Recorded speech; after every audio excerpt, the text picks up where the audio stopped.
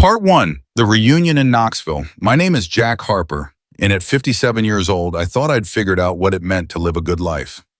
For 26 years, I'd been married to Ellen, a woman who'd been my everything since we met as college kids at the University of Tennessee in Knoxville back in 1988.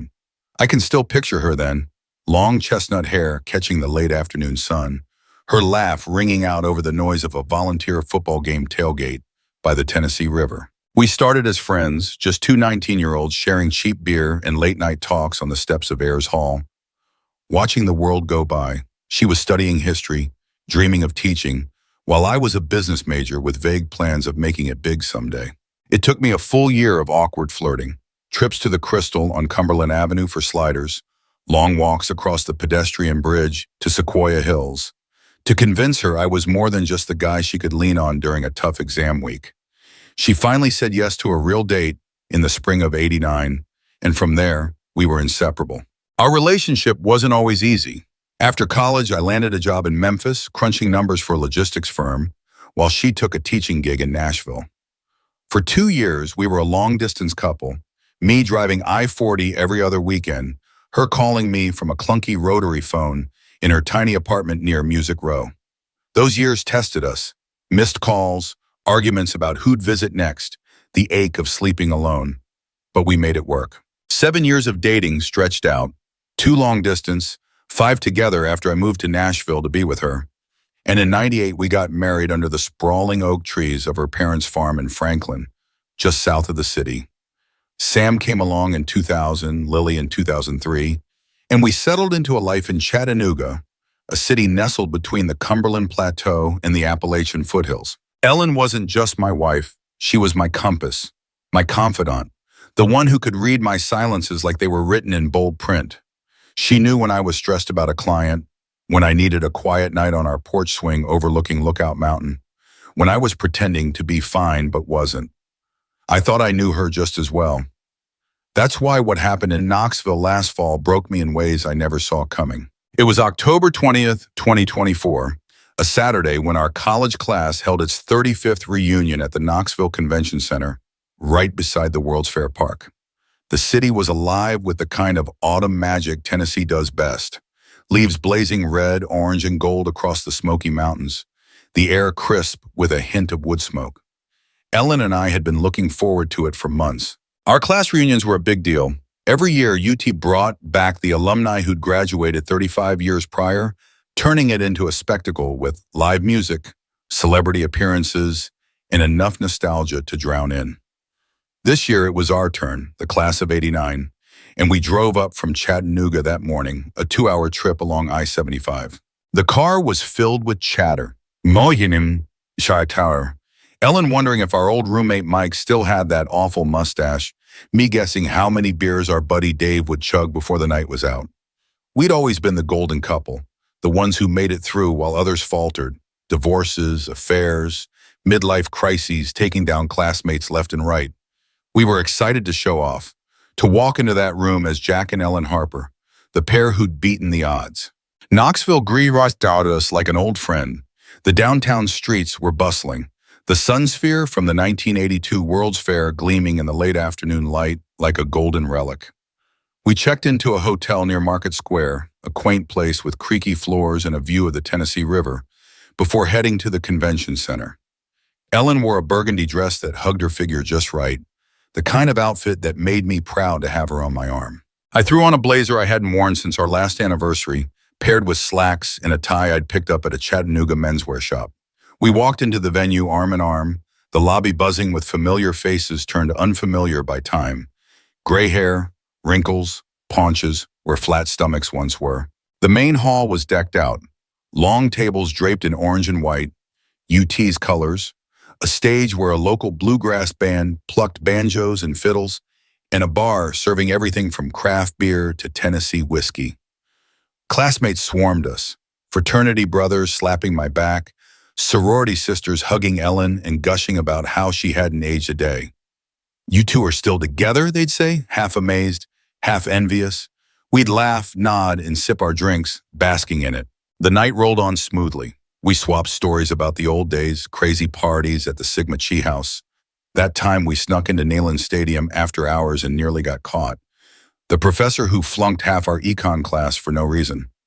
Ellen was in her element, her laugh cutting through the noise, her hand resting on my arm as we worked the room.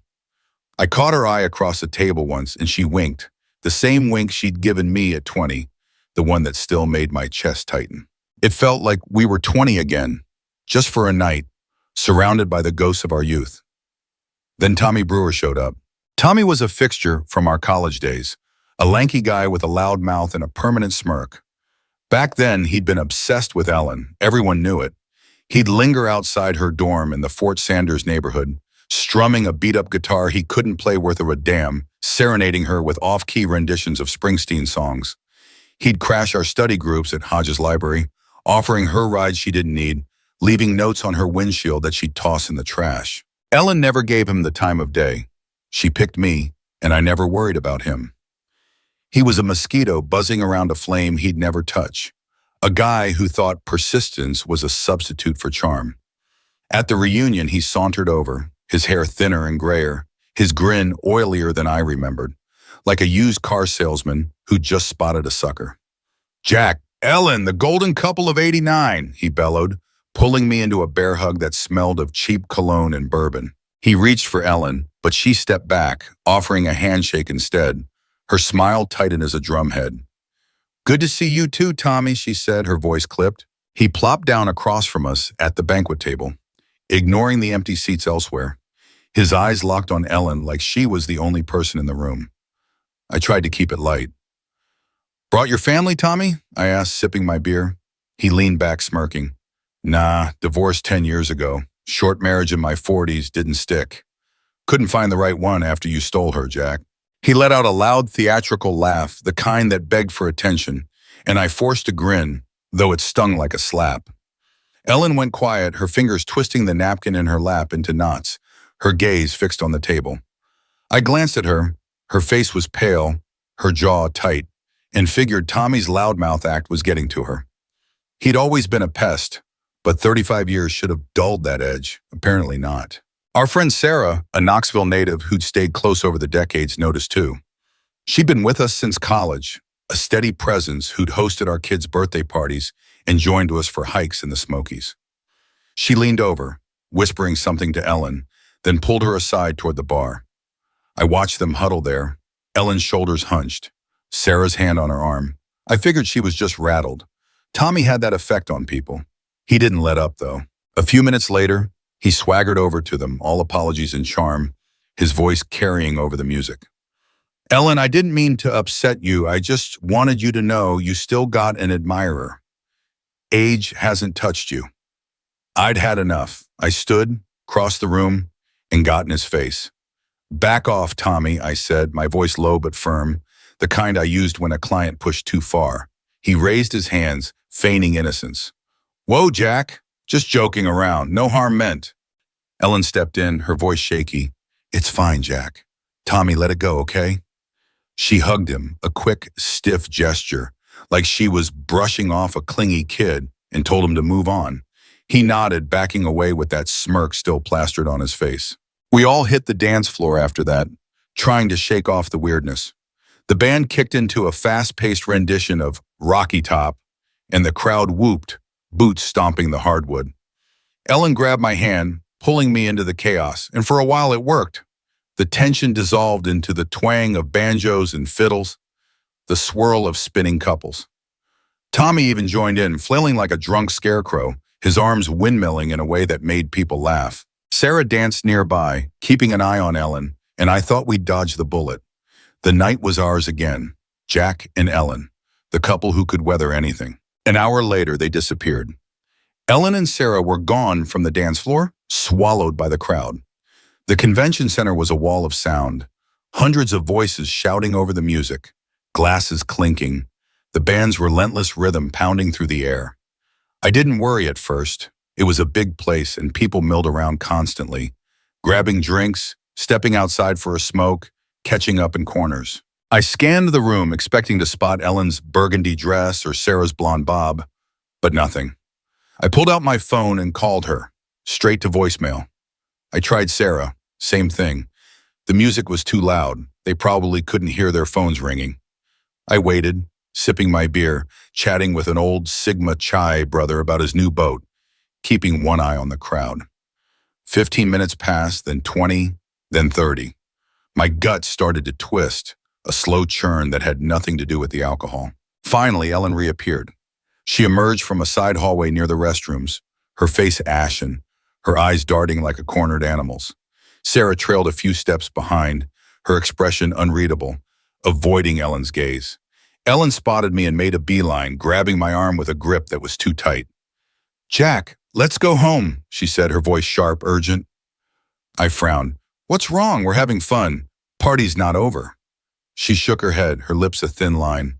"I'm tired. Please, let's just go." I glanced at Sarah, hoping for a clue, but she wouldn't meet my eyes, just stared at the floor, arms crossed. "You okay, Ellen, Ma?" I pressed, but she pulled away, heading for the coat check. "I'm fine. I just want to leave." Her tone was final, the kind she used when there was no arguing. The drive back to Chattanooga was a silent hell. 2 hours on I-75, the headlights cutting through the dark, Ellen staring out the passenger window while I gripped the wheel, dread pooling in my stomach like oil. I tried to break the ice. "Something happened back there? You and Sarah fight?" She shook her head, barely audible. "No, just tired." I asked again 10 minutes later. Same answer. "You sure? You've been off since Tommy showed up." She snapped, "Drop it, Jack." And that shut me up. Ellen wasn't the quiet type. She'd talk your ear off about a good book or a funny story from work. This wasn't her. The silence stretched, thick and heavy, until we pulled into our driveway on Lookout Mountain just after midnight. Our house was a craftsman-style beauty we'd bought 15 years ago.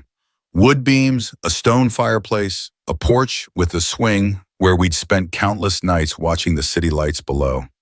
That night, it felt like a stranger's place. Ellen went straight upstairs, shedding her coat and shoes like they burned, and slipped into bed. I lingered downstairs, pouring a bourbon from the bottle we kept for special occasions, staring at the reunion photos popping up on my phone, smiling faces, raised glasses, a life that suddenly felt like a lie. She'd left her purse on the counter, and her phone buzzed inside it. A text from Sarah. "I'm sorry, call me tomorrow." I didn't open it, didn't want to cross that line, but it gnawed at me. What was she sorry for? Around 2 a.m., I climbed into bed, exhausted from the night's weird vibe. Ellen lay still, her back to me, her breathing shallow, too shallow to be asleep. But I didn't call her on it. I closed my eyes, willing the unease to fade, and drifted off to the hum of the ceiling fan. Then she woke me. It couldn't have been more than an hour later. Her sobs shook the bed, her face buried in my chest, tears soaking through my shirt. I jolted awake, wrapping my arms around her, my voice groggy. Hey, what's wrong? You okay?" I thought it was nostalgia. Reunions could do that, stir up old emotions about friends we'd lost touch with, years we couldn't get back. "Just feeling sentimental about college?" I asked, stroking her hair. She didn't answer, just kept crying, her body trembling against mine. "Jack," she whispered finally, her voice breaking like glass, "I cheated on you with Tommy." The world stopped. My arms froze around her, my breath caught in my throat. I couldn't speak, couldn't think. Her words echoed in my skull, hollow and unreal. She kept talking, the floodgates open now, her voice a mix of shame and panic. It was tonight, at the reunion. He kept talking to me on the dance floor, saying he was sorry, telling me I was the one he'd always loved. He asked me to walk with him, just for a minute, by the Henley Street Bridge. I said no at first, but he wouldn't stop. Said it'd be the last time that I deserved to hear him out. I was drunk, Jack. I'd had too much wine, and I went with him. She paused, choking on a sob, and I stayed silent, my mind spinning, trying to process. We walked to that old L&N station. The abandoned one near the river. He kept going on about how I was the most amazing woman he had ever met, how he'd traveled the world and never found anyone like me. I don't know why I believed him. I was stupid, so stupid. He took my hand and I let him. And then it just happened. We kissed and more, but I stopped it, Jack. I swear I stopped it halfway through. I felt sick, so guilty, and I pushed him away.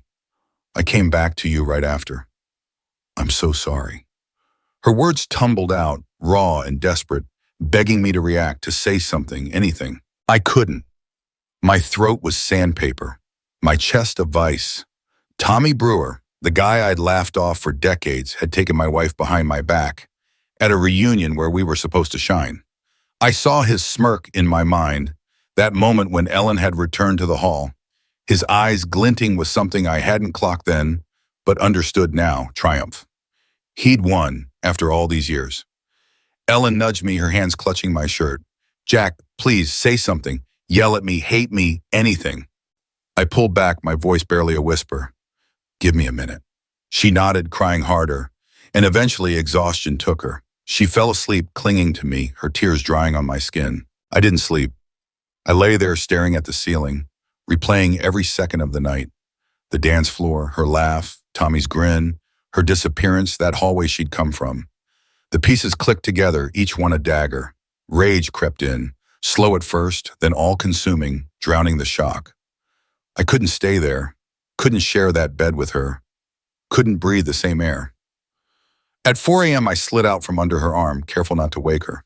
I grabbed my laptop from the desk, my wallet from the dresser, my keys from the hook by the door. I packed a duffel bag, clothes, toiletries, a charger, moving like a thief in my own home. The house was silent, the porch swing creaking faintly in the night breeze as I stepped outside. I got in my truck, a beat-up Ford I'd driven for a decade, and pulled out of the driveway.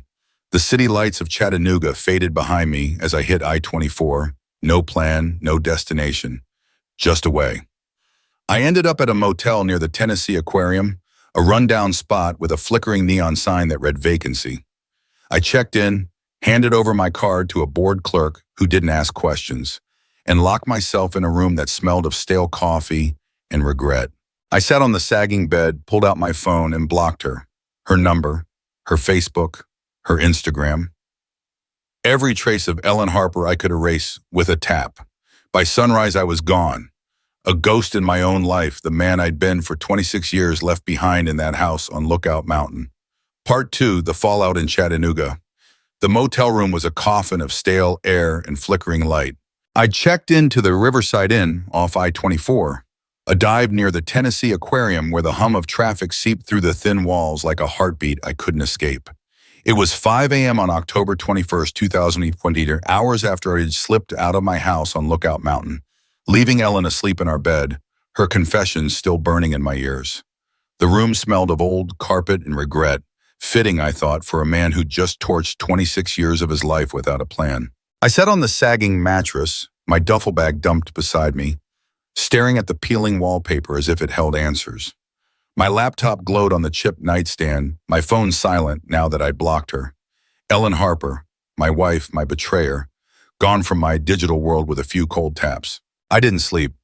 The bourbon I'd downed before leaving home churned in my stomach, mixing with a nausea that wasn't just physical.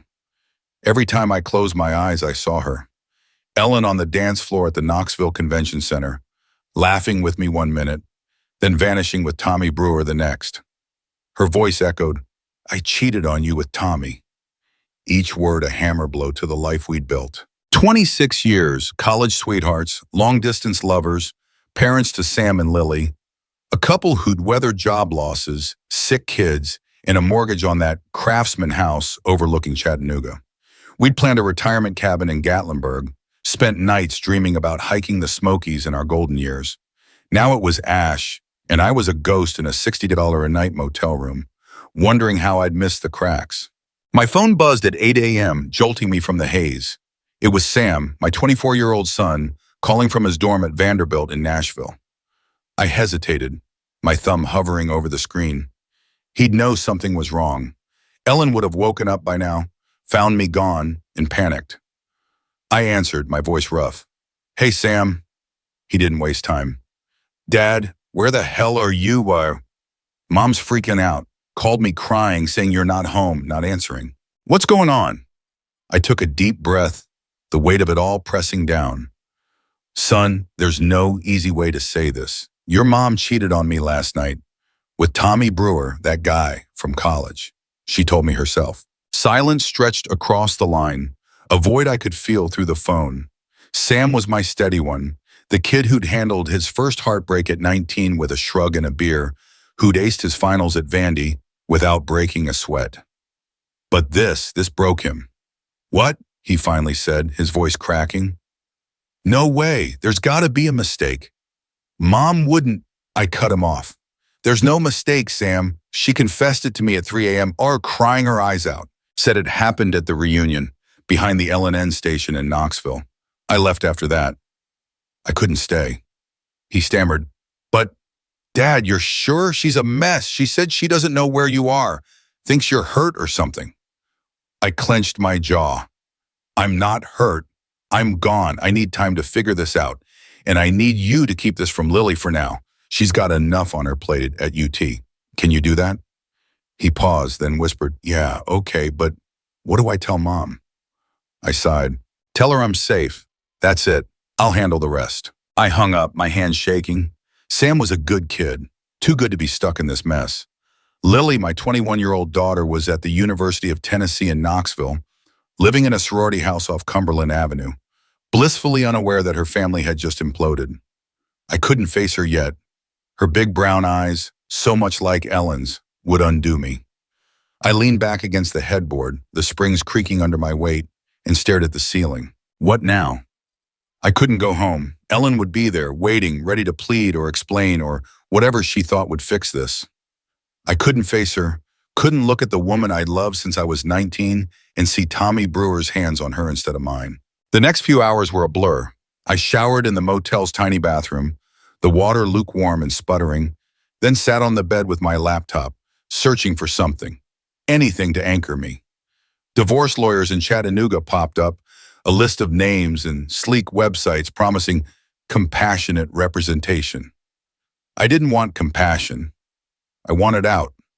I picked one, Diane Kessler, a no-nonsense attorney with an office near the Chattanooga Choo-Choo, a historic train station turned tourist spot. Her review said she was sharp, fair, and didn't mess around. I emailed her requesting a meeting, then closed the laptop and grabbed a coffee from the vending machine in the hall. It tasted like burnt dirt, but it kept me awake.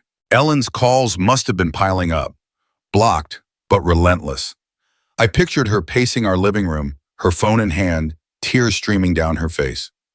She'd always been emotional, cried at Sam's high school graduation, at Lily's first dance recital, at every damn Hallmark commercial. I'd loved that about her, the way she felt everything so deeply. Now it twisted the knife. Had she cried for Tommy too? Had she felt something for him? Some spark I'd missed? I shoved the thought away, focusing on the present. I needed a plan, needed control, but all I had was a duffel bag and a motel key. By noon, I couldn't sit still. I drove downtown, parking near the Walnut Street Bridge, a pedestrian span over the Tennessee River where Ellen and I used to walk on weekends, holding hands, dreaming about the future. Today I walked alone, the October wind biting through my jacket, the river churned below, gray and restless, mirroring the storm in my head. I stopped halfway across, leaning on the railing, watching joggers and tourists pass by. A couple about my age strolled past, laughing, and I envied them, their ease, their trust. I'd had that once. Now it was gone. My phone buzzed again. Lily this time. I braced myself and answered. "Dad?" Her voice was small, worried. "Hey, kiddo," I said, forcing a smile into my tone. "What's up?" She didn't buy it. "Why's Mom crying all the time? She called me an hour ago, said you're not home, wouldn't tell me why. Are you okay?" I swallowed hard, hating the lie I had to tell. "I'm fine, Lil. Just on a work trip to Atlanta. Last-minute thing got me stressed out. Mom's probably just overreacting. You know how she gets." Well, she paused, then said, "She's not herself, Dad. She wouldn't talk, just kept sobbing." "Did you guys fight?" I gripped the railing tighter. "No fight, just work stuff. I'll be back soon, okay? Focus on school. Midterms are coming up, right?" She sighed. "Yeah, I guess. Call me when you're home." "Promise," I said, knowing I'd broken bigger promises than that by now. I hung up, guilt clawing at me. Lying to Lily felt like betraying her too, but the truth would shatter her. Her mom with Tommy Brewer, her dad gone in the night. She'd idolized us, bragged to her friends about how her parents were relationship goals. I'd overheard her once on the phone with a sorority sister saying, "My mom and dad are like the perfect couple. They've been together since college." That memory stung now, a cruel joke. I walked back to my truck, the bridge's wooden planks creaking under my boots, and drove to a diner off Market Street, a greasy spoon called the River City Grill, where Ellen and I used to grab breakfast after church. I ordered pancakes I didn't eat, staring out the window at the city I'd called home for decades, now a foreign land. Diane emailed back that afternoon, could I meet her tomorrow at 10 a.m.? I confirmed, then checked into the motel for a week, paying up front with cash I'd pulled from an ATM. I didn't want Ellen tracking me through credit card charges. She was smart like that, always the one balancing our budget, catching my overspending before it got out of hand. That night, I lay on the bed, the TV flickering with some late-night talk show I didn't watch, my mind racing. I couldn't go back. Not yet, maybe not ever. But I couldn't stay here forever either, a fugitive in my own life. Divorce felt like the only path, but the word tasted bitter. I still loved her, God help me, I did.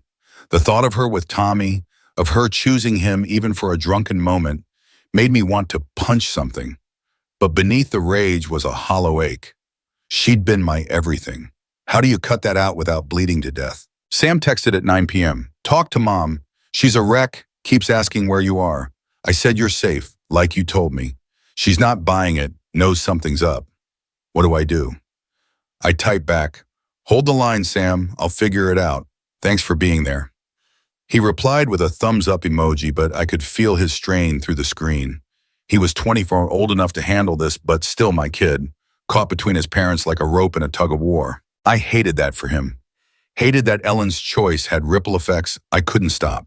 The next morning, I met Diane at her office, a sleek space in a renovated warehouse near the Choo Choo, all exposed brick and modern furniture. She was in her 50s, sharp-eyed, with a handshake like a vice. Jack Harper, she asked, ushering me in. I nodded, sinking into a chair across from her desk.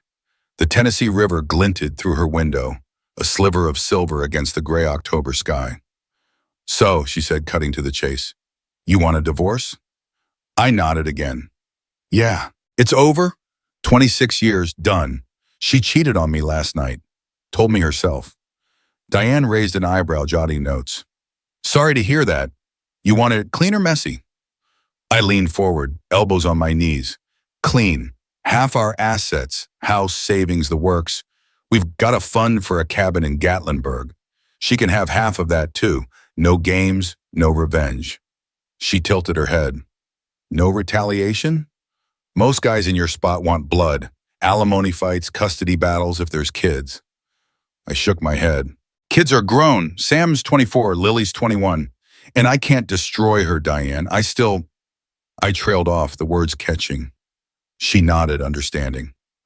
Lover, got it. I'll draft something fair. 50-50 split. No fault if you want it quick. You got a place to stay? Motel for now, I said. Good enough, she replied. Give me a few days. I left her office feeling lighter, like I'd handed over a burden I couldn't carry alone. But the weight came back that night when Lily called again. Dad, Mom's worse. She's not eating, just sits on the couch, crying. Said something about Knoxville. What happened up there? My heart sank. Work trip, like I said. She's probably stressed about me being gone. I'll talk to her soon, okay? Lily's voice hardened. She's hiding something. I know it. You're both acting weird. I forced a laugh. You're overthinking, Lil. Focus on school. I'll handle Mom. She didn't push, but I could tell she wasn't convinced. Sam called an hour later. Dad, she's falling apart. Keeps saying she messed up, won't say how.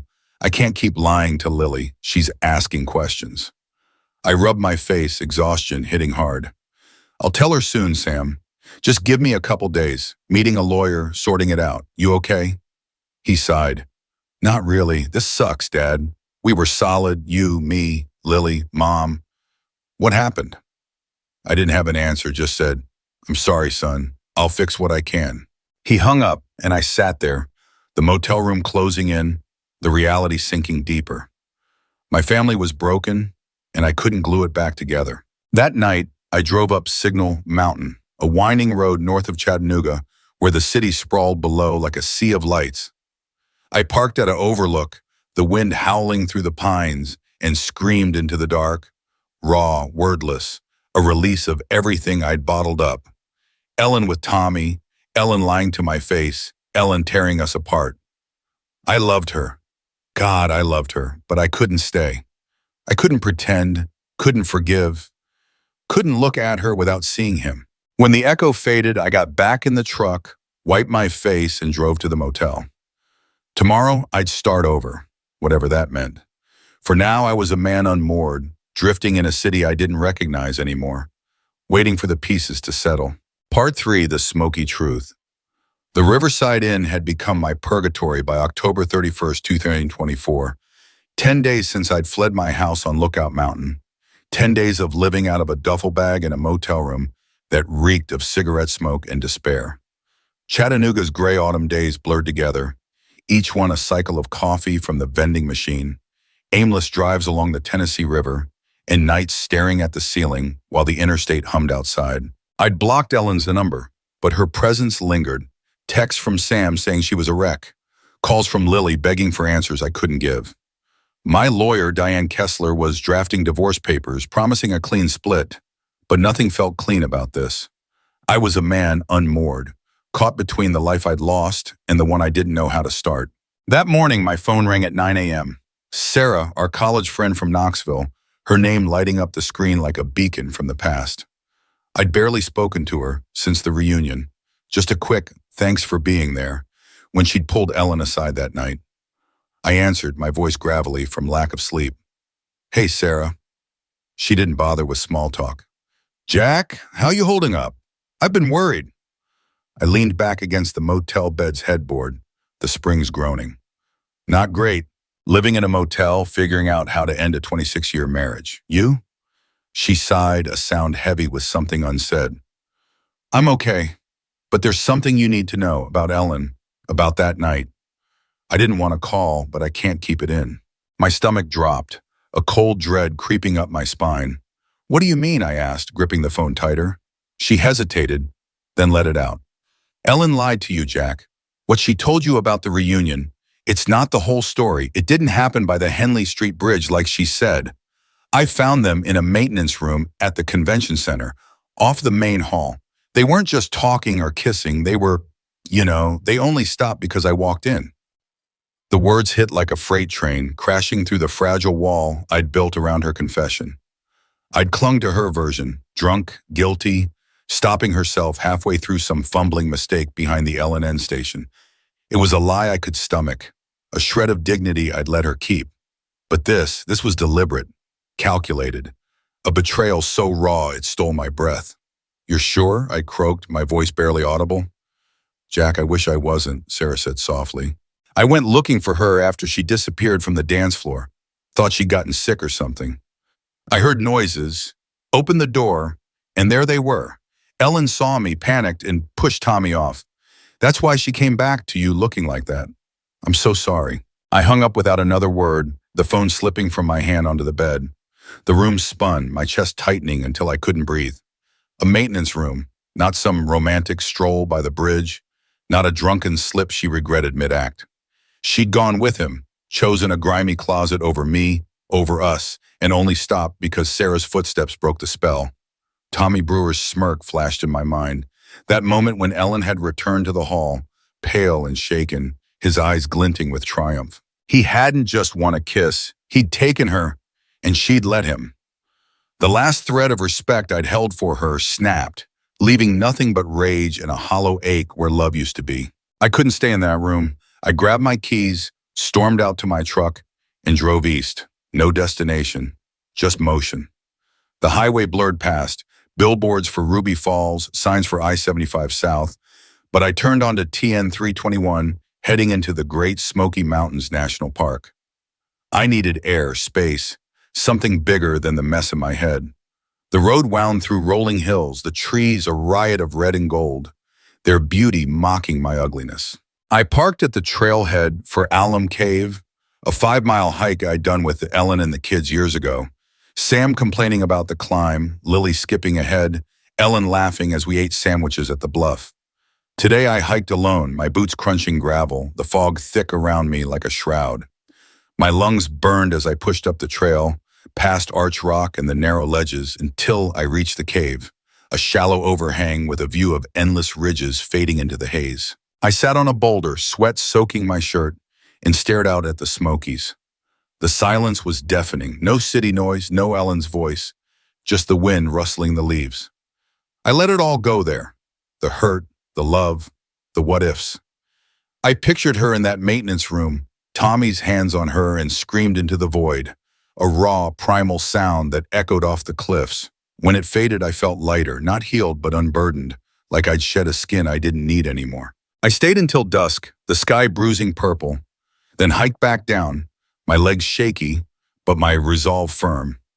Divorce wasn't just an option now, it was the only path. Back at the motel, Diane texted, "Papers ready to review tomorrow. Swing by at 11. I replied, "Send them, I'm done." She called instead, "Jack, you sure? Once these go out, it's real. No turning back." I didn't hesitate. "It's already real. Mail them to her." She paused, then said, "All right. They'll hit her doorstep in 2 days. Stay strong." I thanked her and hung up, the finality settling in like a stone. Ellen would wake up to those papers, and our 26 years would be reduced to legal jargon, irreconcilable differences, equitable distribution, the end. Lily called the next morning, November 1st, her voice shrill with panic. "Dad, Mom's in the hospital. She won't eat, won't sleep. She's falling apart. Where are you?" I froze, the motel room's dim light casting shadows on the wall. "What happened?" I asked, dread pooling again. "She collapsed last night. Sam found her on the kitchen floor, called 911. She's at Erlangen on a drip. She keeps saying she needs you, Dad. What's going on?" I rubbed my face, the weight of it crushing me. "I'm in Chattanooga, Lil. I'll check on her. Sit tight." She sobbed, "Please, Dad. She's not okay." I drove to Erlanger Hospital, a sprawling complex off Gun Barrel Road, but stopped in the parking lot, my hands gripping the wheel. Sam met me there, his face pale, eyes red-rimmed. He was 24 but looked 16 again, scared and lost. "She's in room 312, Dad. Keeps asking for you. Docs say she's dehydrated, malnourished, just won't take anything but fluids through an IV." I nodded, staring at the hospital's glass facade. "She tell you anything?" He shook his head, just that she messed up, over and over. "Won't say how. You gonna see her?" I wanted to say no, wanted to run back to the Smokies, to anywhere but here, but my kids needed me. "Yeah," I said finally. "Stay here." I walked inside, the antiseptic smell hitting me like a wall. The elevator ride to the 3rd floor was a slow torture, each ding a countdown to something I wasn't ready for. Room 312 was quiet. The door cracked open. Ellen lay in the bed, an IV in her arm, her face gaunt and pale, her hair a tangled mess. She looked small, fragile, not the vibrant woman who'd danced with me 10 days ago. Her eyes fluttered open, locking on mine, and she whispered, "Jack?" I stood in the doorway, hands in my pockets, my voice flat. "What happened, Ellen?" Tears welled up, spilling down her cheeks. "I'm so sorry, I didn't mean it. I swear, I need you. Please don't leave me." She reached out, her hand trembling, but I didn't move. "You lied," I said, the words cold and sharp. "Sarah told me it wasn't the bridge, it was a damn maintenance room. You didn't stop because you felt guilty. You stopped because she caught you." Her eyes widened, panic flashing across her face. "No, Jack, I was going to tell you, I cut her off. "Don't. You chose him, Ellen. 26 years, and you picked Tommy Brewer in a closet over us. I'm done." She sobbed, clutching the blanket. "Please, I'll do anything. Therapy, whatever you want. Don't go." I shook my head. "Papers are coming. It's over." I turned and walked out, her cries echoing down the hall, each one a stab I forced myself to ignore. Lily was waiting outside, her arms crossed, tears streaking her face. She grabbed my sleeve as I passed. "Dad, what's happening? Why's she like this? You're abandoning her." I pulled her into a hug, her body shaking against mine. "She cheated on me, Lil, at the reunion with Tommy. I can't stay with her. I'm sorry you're caught in this. She pulled back, stunned. Mom, with Tommy? No way, she wouldn't.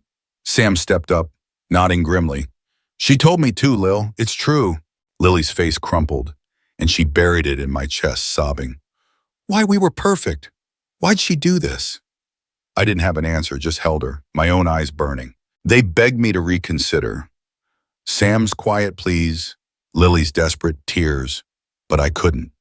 She made her choice, I said, my voice breaking. I'm filing for divorce. I'll always be your dad, but her and me, it's done. Lily clung to me, Sam's hand on my shoulder, and I felt like a failure for breaking their world too. But I couldn't fix this. Not for them, not for her, not for me. I drove back to the motel, the hospital's lights fading in my rear view, the Smokies' truth settling in. Ellen wasn't the woman I'd loved. She was a stranger, and I had to let her go. Part 4. A new trail in Asheville. By November 2025, a year had passed since I'd walked out of Ellen's hospital room at Erlanger, the divorce papers mailed and signed, my old life in Chattanooga reduced to a memory I kept locked in a box I rarely opened. The Riverside Inn was a distant blur. I'd left it behind after those first raw weeks, trading the motel's stale air for a new start in Asheville, North Carolina. I'd always loved the city's vibe, artsy, rugged, nestled in the Blue Ridge Mountains with its winding streets and craft beer joints. It was a 2-hour drive east from Chattanooga, far enough to feel like a clean break, but close enough for Sam and Lily if they needed me. I rented a loft downtown, a small place above a bookstore near Pack Square, with exposed brick walls and a window overlooking the bustle of Biltmore Avenue. The divorce had split everything down the middle. Ellen got half our savings, half the equity in the Lookout Mountain House, half the dream of that Gatlinburg cabin. I gave my half of the retirement fund to Sam and Lily, figuring they'd put it to better use than I would at 58, a man starting over with nothing but a truck and a laptop. I'd shifted my consulting gig to remote work, advising startups from my loft or a coffee shop like Double D's, a funky double-decker bus parked near the Grove Arcade. Days were spent hiking the Blue Ridge Parkway, trails like Craggy Pinnacle or Mount Pisgah, where the air was sharp and the views stretched forever. Nights were quieter, sipping an IPA at Wicked Weed Brewing, watching the city's eclectic crowd, or sketching on a pad I'd picked up at an art supply store on Patton Avenue. I hadn't drawn since college, but something about Asheville's creative pulse pulled it out of me again. Rough sketches of mountains, rivers, faces I'd never meet. It wasn't the life I'd planned with Ellen, but it was mine, carved out of the wreckage she'd left behind. Ellen didn't fade as easily as I'd hoped. Sam kept me updated, his texts a lifeline to the chaos I'd escaped. Mom's still in Chattanooga, he wrote in January. Sold the house, moved to an apartment downtown near the river. She's not good, Dad. Barely eats, cries all the time.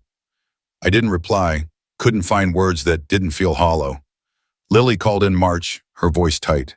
She's obsessed with finding you. Drove to my dorm in Knoxville last week asking if I'd seen you. I told her to stop, but she wouldn't listen. I sighed, staring out my loft window at the sunset painting the mountains gold. She'll figure it out, Lil. Give her time. But time didn't help. By June, Sam texted again. Tommy reached out to her, started texting, saying he loved her. She fell for it, Dad. Then he ghosted her when she got serious. Said he just wanted fun, not a relationship. She's a mess again. I shouldn't have cared. Ellen had made her bed with Tommy Brewer, first at the reunion, then in her desperation to replace me. But the news twisted something inside me. A mix of pity and disgust.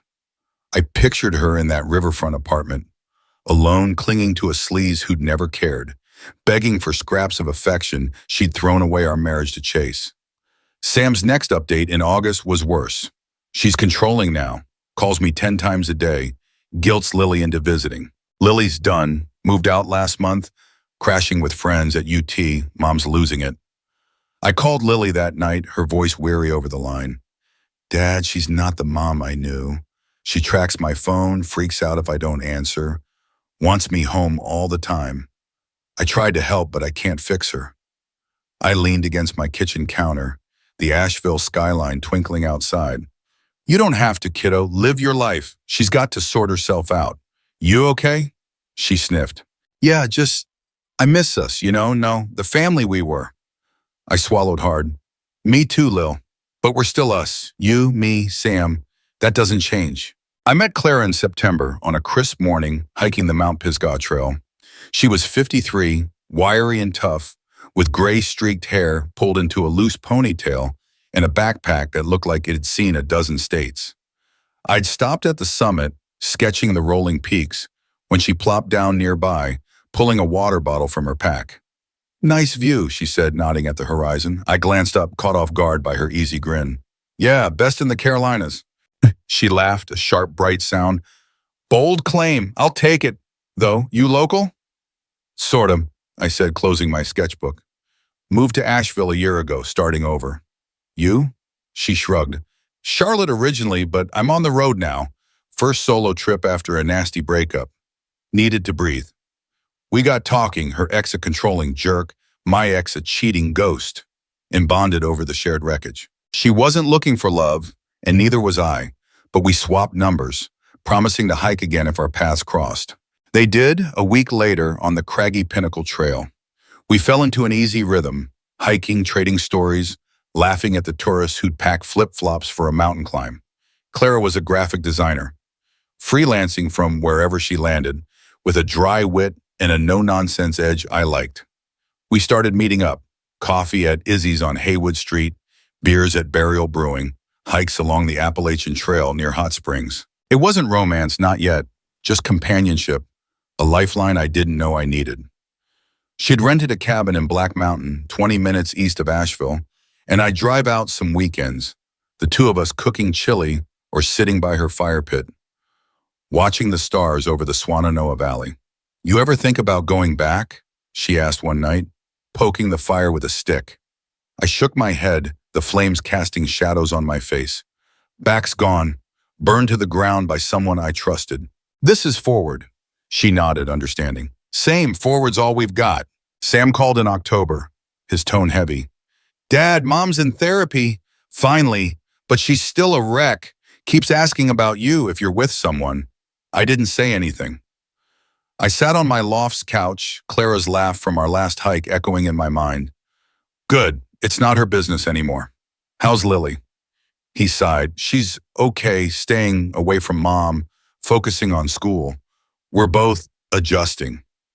I hated that word, adjusting, like it covered the gaping hole Ellen had left.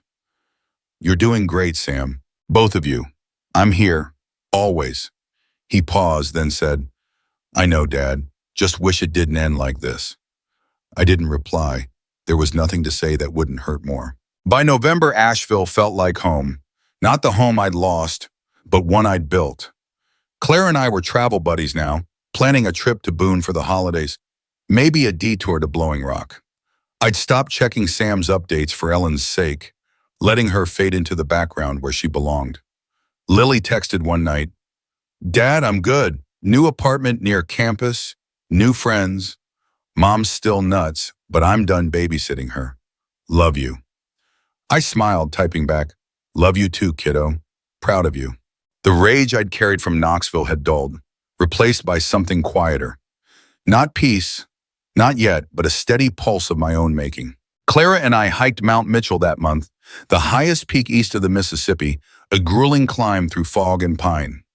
At the summit, 6,684 feet up, the world spread out below, ridges rolling into Tennessee, North Carolina a patchwork of green and gold.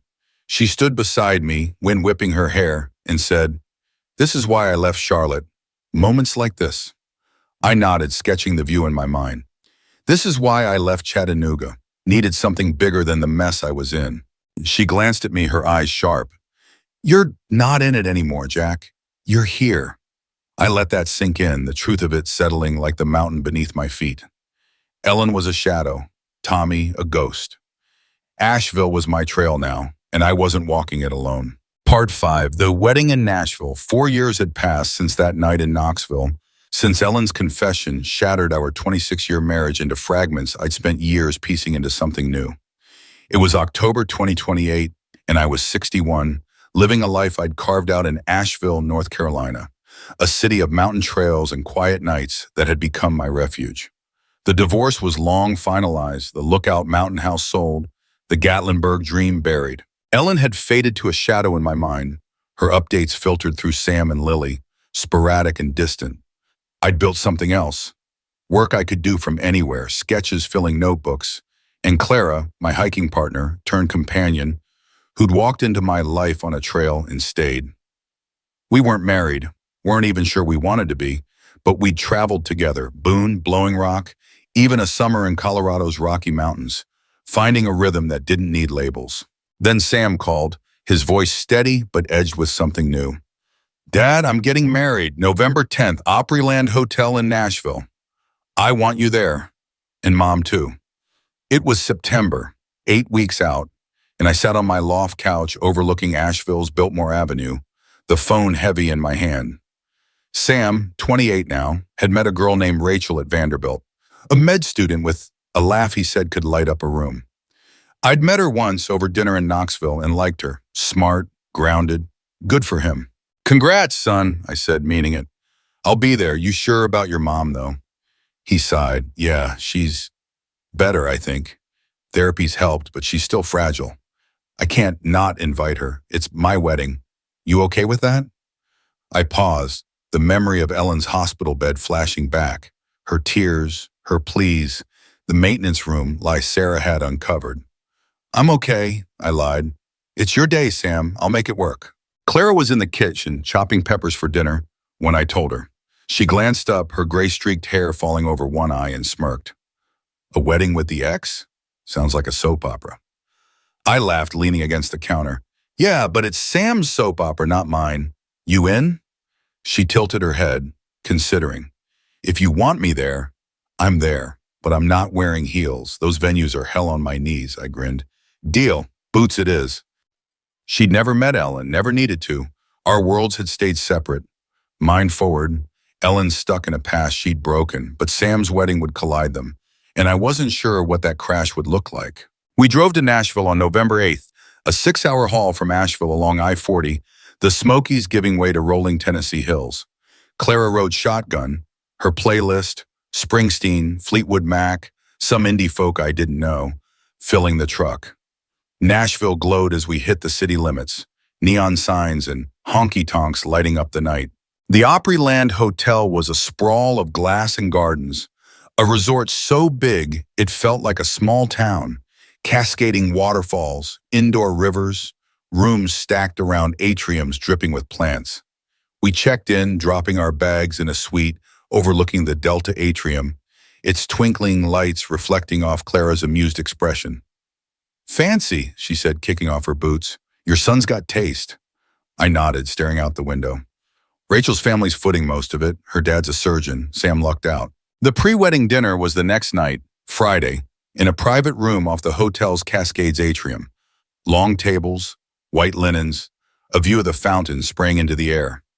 Sam had asked me to meet Rachel's parents there, a gesture I couldn't dodge. Clara stayed back, sensing it wasn't her moment, and I walked in alone, my blazer feeling tighter than it should. Sam greeted me with a hug, taller than me now, his suit sharp. Dad, you made it. Rachel was beside him, radiant in a green dress, her parents, Dr. Mark Ellis and his wife Susan, smiling warmly. Jack, good to meet you, Mark said, shaking my hand. Sam's told us a lot. I smiled, easing into small talk about their daughter, the wedding, Nashville's traffic. Then Ellen walked in. She was late, her heels clicking on the tile, her dress a muted blue that hung looser than it should have. She'd aged, her hair shorter, thinner, her face etched with lines I didn't recognize. Sam had said therapy helped, but she looked fragile, like a gust could knock her over. Her eyes found mine across the room and she froze, a polite smile flickering on, then off. Sam ushered her over, oblivious to the tension, and the seating chart, God knows who made it, put her next to me. I nodded as she sat, her perfume a faint echo of the one she'd worn for years. Jack, she said, her voice soft, tentative. Ellen, I replied, keeping it neutral, my hands clasped under the table. Dinner was a slow torture.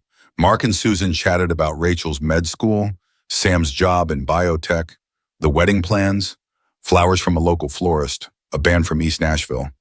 Ellen stayed quiet, picking at her salmon, her eyes darting to me every few minutes. I focused on my steak, on Sam's grin, on anything but her. Halfway through, she leaned closer, whispering, "You look good, Jack. Happier." I glanced at her, her face a mix of hope and strain. "Yeah," I said, cutting my words sharp. "Cut out the toxicity. Does wonders." She flinched, her fork clattering against her plate, and glanced around to see if anyone noticed. No one did, too caught up in toasts and laughter. "Are you with someone?" she asked, barely audible. I turned away, staring at the fountain. "Not your business, Ellen." She nodded, shrinking back, and we finished the meal in silence. The wedding was Saturday, November 10th, in the Opryland's Magnolia Ballroom, a grand space with chandeliers, hardwood floors, and windows framing the garden beyond.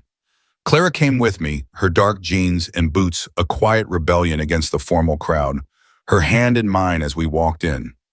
She'd brushed her hair out, added a silver necklace, her version of dressing up, and I caught myself smiling at how easy she made it feel. Sam stood at the altar, nervous but beaming, Rachel in white beside him, the room packed with friends, family, strangers I didn't know. I spotted Ellen across the aisle, alone in a pew, her blue dress swapped for a gray one, her eyes locked on me the second we entered. She lost it when she saw Clara. As we took our seats, front row, father of the groom, Ellen stood, her face twisting, and marched over, heels echoing like gunshots. She grabbed my wrist, her grip surprisingly strong, and hissed, "Who's she, Jack? Your girlfriend? You replacing me already?" Her voice cracked, loud enough to turn heads. Clara stepped back, calm but alert, her hand on my shoulder. "Elena," I said, firm, pulling my arm free. "This isn't the place. Stop." She didn't. "No, I need to know. 4 years and you're parading her here? Are you marrying her?" Guests stared, whispers rippling through the room. Sam glanced over, his face paling. But Lily, 21 now, fierce in a burgundy bridesmaid dress, stormed down the aisle, her eyes blazing. "Mom, enough!" Lily snapped, grabbing Ellen's arm. "This is Sam's wedding, not your drama. Let Dad go." Ellen shook her off, tears streaming. "He's my husband. He was mine." Lily stepped closer, her voice low but lethal, a tone I'd never heard from my gentle girl. "He's not your husband, Mom. You threw that away with Tommy Brewer in Knoxville, remember? You were supposed to be here with Dad, arm in arm, but you picked some sleaze instead. So sit down, accept it, or I'll drag you out myself before this even starts." She pointed a finger at Ellen, her hand trembling, but her words steel. Ellen's face quivered, anger, betrayal, sadness flashing in seconds, and she let go of me, staring like I'd stabbed her. She backed off, slinking to her pew, her shoulders shaking as she sat. The ceremony went on. Vows, rings, a kiss that made the room cheer. But Ellen was a specter, hovering at the edges. Lily hugged me after, whispering, "Sorry, Dad, had to." I squeezed her back. "You're tougher than me, kid, proud of you." Clara, unfazed, leaned in. "She's a force. Good genes." I nodded, watching Ellen from the corner of my eye. She didn't join the family photos, didn't dance at the reception, just stood in a corner, a glass of wine trembling in her hand, excluded from a moment she'd once owned. Later, at the reception in the ballroom, Sam pulled me aside, his tie loose, his grin wide despite the chaos. "Dad, thanks for being here. And for Clara. She's cool." I smiled. "She is. Happy for you, son." Lily joined us, her anger softened. "Mom's a mess, but we're done with it, Dad. She needs to move on." "We have." I hugged them both, Clara watching from the dance floor, and felt a weight lift. Not gone, but lighter. Ellen could crumble. I wouldn't. Nashville's lights glowed outside, and I stepped into the night with Clara, leaving the past where it belonged. Part 6, Reflections from the Rockies. The Nashville wedding faded into memory as November 2028 rolled into December, leaving behind the echo of Ellen's tears and Lily's fierce stand in the Opryland ballroom. I was 61 now, a man who'd walked away from a 26-year marriage and found something else, not a replacement, but a new rhythm, one I'd built with my own hands. Clara and I didn't linger in Tennessee after Sam's big day. We drove back to Asheville the next morning. The 6-hour stretch along I-40, a quiet unwind from the chaos. Her hand on mine, Springsteen's Thunder Road humming through the truck's speakers, the Smokies slipping past in a blur of bare trees and winter gray.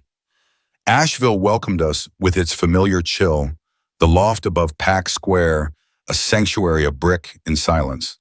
But it wasn't home anymore, not fully. The wedding had stirred something in me, a restlessness I couldn't shake, a pull towards something bigger. Clara felt it too. Over coffee at Double D's a week later, she leaned across the table, her gray eyes sharp. "You're antsy, Jack. What's next?" I stirred my mug, the steam curling up between us. Nashville made me think about the kids, about where I'm at. Asheville's been good, but I don't want to settle yet. Not like that. She nodded, a slow grin spreading. Same. I've got a freelance gig wrapping up. After that, I'm free. Where to? I thought of the Smokies, the Blue Ridge, the trails we'd conquered. Then farther west, where the land opened up, raw and wild. Colorado, I said finally, and the Rockies, big enough to lose ourselves in. She raised her cup. To the Rockies, then. We left Asheville in January 2029, selling my loft in her Black Mountain cabin, packing the truck with essentials. Clothes, hiking gear, my sketchbooks, her laptop. No furniture, no ties, just us and the road.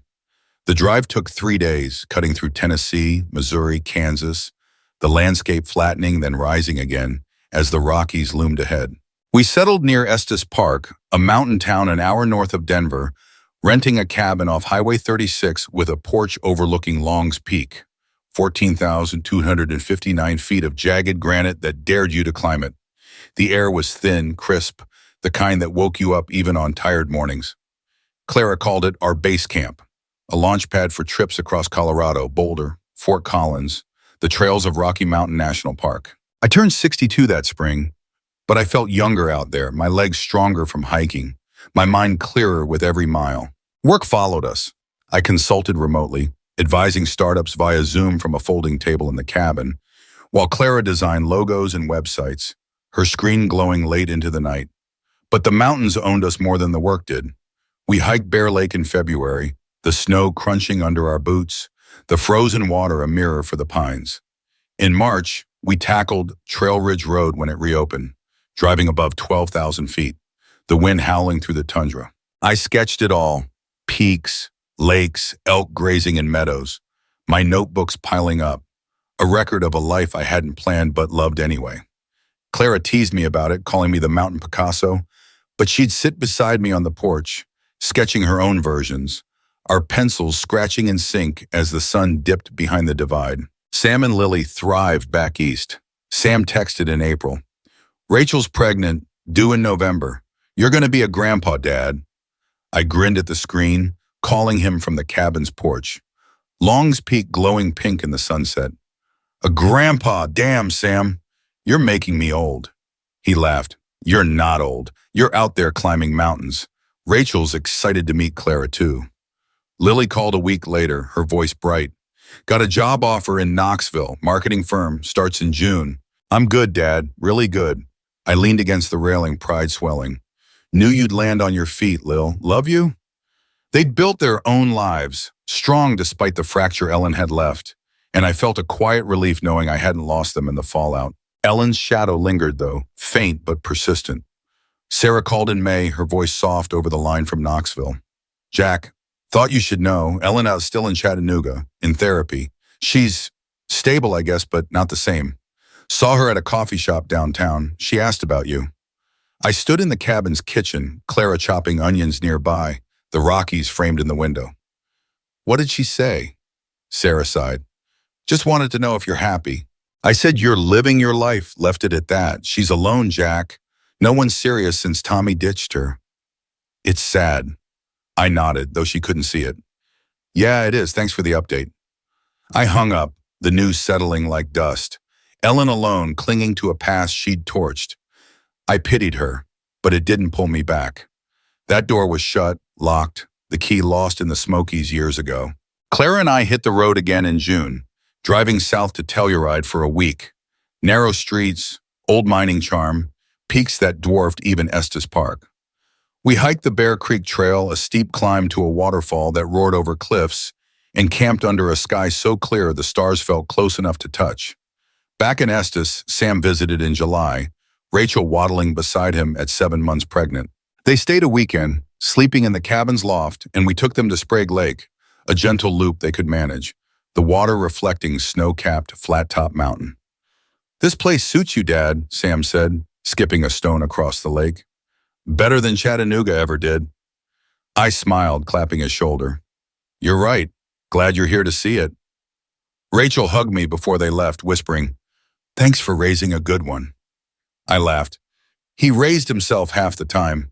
Lily came in August, fresh from her Knoxville job, her energy lighting up the cabin. She dragged us to Emerald Lake, a tougher hike, her laughter echoing off the rocks as we climbed. At the top, she hugged me, winded but grinning. "Mom's still a mess, Dad. Called me last week, begging me to move back. I said no. I'm done fixing her." I squeezed her back, the lake glinting below. "You don't have to, Lil. You're free. Live it." She nodded, fierce like she'd been at the wedding, and I saw Ellen's strength in her, untainted by the wreckage. By October 2029, 5 years since Knoxville, I'd settled into the Rockies' pulse, hiking, sketching, living with Clara in a way that felt right without needing a name. Sam's daughter, Emma, was born November 1st, a tiny thing with his eyes, and I flew to Nashville to meet her, Clara staying back to finish a project. Holding Emma in their East Nashville bungalow, Sam beaming beside Rachel, I felt the years melt. Grandpa now, a title I wore with pride. Lily texted photos from Knoxville, her new apartment decked out for fall, and I knew they'd carry the family forward, stronger than I'd left it. Sarah's last update came in December, a call I took on the cabin porch, snow dusting the pines. "Ellen's dating someone, some guy from her therapy group, older, quiet, seems stable. She's not asking about you anymore." I watched my breath fog in the cold, relief mixing with indifference. "Good for her," I said, meaning it this time. "She's finding her way." Sarah paused. "You found yours a while back, huh?" I glanced at Clara through the window, stirring soup on the stove. "Yeah, took a while, but I did." The Rockies stretched before me that winter. Long's Peak, Bear Lake, the endless trails we'd yet to explore. Clara and I planned a spring trip to Durango, maybe a summer in Wyoming's Tetons. I sketched more. Emma's tiny hands, Clara's profile against the sunset, mountains that held no ghosts. Ellen was a chapter closed, her pain hers to carry, not mine. I'd lost a wife, a home, a life I'd loved, but I'd gained this: freedom, family, a woman who walked beside me without needing to own me. The Smokies had been my crucible, Knoxville my breaking point, but the Rockies were my redemption, vast and unyielding, a place where shadows finally faded.